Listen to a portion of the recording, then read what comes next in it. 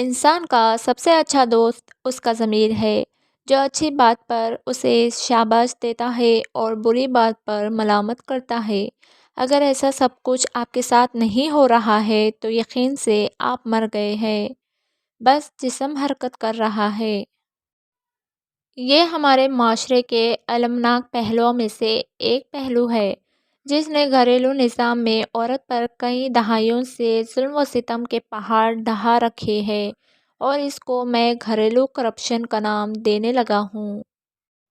ایسا ہوتا کہ ہماری آنکھ کی نمی کسی کو نظر نہیں آتی، لیکن زبان کی تلخی سب کو نظر آتی ہے۔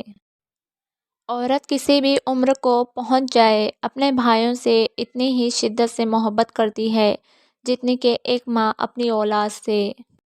ان پڑھ لوگ اتنے معصوم ہوتے ہیں کہ پڑھے لکھے کو محترم مانتے ہیں، اور پڑھے لکھے اتنے باشعور ہیں کہ ان پڑھ کو جاہل تصور کرتے ہیں۔ ایسے کام کو پورا ہونے میں صبر کرنا ضروری ہو جاتا ہے، جس میں ہمارے لیے اچھائی ہو، کیونکہ کچھ لوگ ہمیشہ جلدی میں ایسا کچھ کر جاتے ہیں جس کے بعد پچھتاوے کے علاوہ کوئی راستہ نہیں ہوتا، اور وہ بعد میں چاہ کر بھی اپنی زندگی میں کچھ چیزیں ٹھیک نہیں کر پاتے۔ ہم اپنے آدھے سے زیادہ غم اچھا بننے کی کوشش میں خود خریدتے ہیں، لوگوں کو خود موقع دیتے ہیں کہ وہ ہمیں بار بار ہرٹ کرے۔ جسے معاف کیا جائے اسے آسانی عطا کرنا بھی بہت ضروری ہے۔ زندگی میں سب سے زوردار تھپڑ بھروسہ مارتا ہے۔ ظرف وسیع کر لو، شکوے شکایتیں کم کر دو، وجہ پوچھنا چھوڑ دو، خواہش مختصر کر لو، اور اسی طرح زندگی آسان ہو جائے گی۔ سونے سے ذرا پہلے آپ کے دماغ میں جو انسان آتا ہے، وہی آپ کی خوشی یا پریشانی کا باعث ہوتا ہے۔ جو ہو رہا ہے ہونے دو، تمہارے رب نے تمہاری سوچ سے بہتر تمہارے لیے سوچ رکھا ہے۔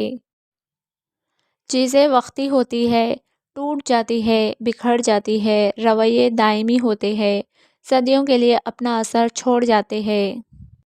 3 چھپے ہوئے دکھوں کے چھپے ہوئے علاج۔ اگر تمہیں کسی ایسی چھپی ہوئی بیماری نے پریشان کر رکھا ہے کہ جسے صرف اللہ ہی جانتا ہے، تو تم یوں چھپ کر صدقہ کرو، خیرات کرتے رہا کرو، جسے صرف اللہ ہی جانتا ہو۔ انسان نے ہمیشہ کم قیمت چیزوں پر ہاتھ ڈالا ہے، ہیرے جواہرات پر۔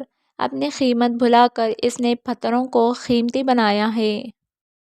ملتا تو بہت کچھ ہے اس زندگی میں، بس ہم گنتی اسی کی کرتے ہیں جو حاصل نہ ہو سکا۔ مجھے لگتا ہے جب سے یہ 3 جملے بنے ہیں، 1 مرد روتے نہیں، 2 تم لڑکی ہو، 3 لوگ کیا کہیں گے کا معاشرتی زہر گھول کر پلا گیا ہے، تب سے انسانوں نے اداکاری کا نقاب اوڑھ لیا ہے، اور اندر سے گل سڑ کے مرتے جا رہے ہیں۔ جب دعا اور کوشش سے بات نہ ہو تو فیصلہ اللہ پر چھوڑ دینا چاہیے۔ اللہ بندوں کے بارے میں بہترین فیصلہ کرنے والا ہے۔ غیرت کا مفہوم کسی مرض سے ریلیٹڈ ہونا نہیں ہوتا۔ غیرت کا صرف ایک ہی مفہوم ہے، اور وہ ہے خدا کی بنائی حدود کا نہ توڑنا۔ کسی کو تکلیف دینا اتنا آسان ہوتا ہے کہ جتنا کہ سمندر میں پتھر پھینکنا، لیکن کوئی اس پتھر کا اندازہ نہیں لگاتا کہ وہ کتنی گہرائی تک گیا ہے۔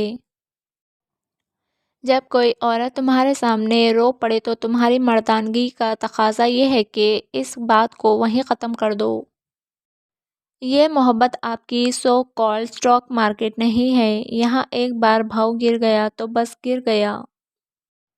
اللہ پر بھروسہ اس پھول کی طرح رکھیے جو راستے کے کنارے اگتا ہے، جسے نہ کسی نے بویا ہوتا ہے، نہ کوئی راب گیری سے پانی دیتا ہے، اللہ ہی اس کا خیال رکھتا ہے۔ جو مشکل سے بھی نہ ملے اسے آسانی سے چھوڑ دینا چاہیے۔ ہر انسان کے ساتھ چلنا یا نہ چلنا وہ آپ کی مرضی ہے، لیکن کوشش کرے کہ جس کے ساتھ بھی چلے، جب تک بھی چلے، مخلص ہو کے چلے۔ مستقبل کی فکر کیوں کرتے ہو؟ نصیب لکھنے والے کو نصیب کا نگہبان رہنے دے۔ آپ اس کے فیصلوں پر سر جھکا کر اطمینان سے چلتے رہے۔ یقین رکھیے وہ ہمارے حق میں بہترین فیصلے کرتا ہے۔ جو جہاں غلط ہوا اسے وہاں غلط بولو، جو جہاں ٹھیک ہوا اس سے وہاں ٹھیک بولو، شخصیت پرست مت بنو، ہمیشہ حق کے ساتھ رہو۔ فکر آخرت وہ چیز ہے جو انسان کو ہر جگہ ہر شر سے محفوظ رکھتی ہے۔ آپ عزت کے علاوہ سب کچھ دے کر کہتے ہیں، اور چاہیے کیا ایک انسان کو؟ آپ عزت کے علاوہ کچھ بھی نہ دے کر دیکھیے اور مجھے بتائیے گا اور کیا چاہیے انسان کو۔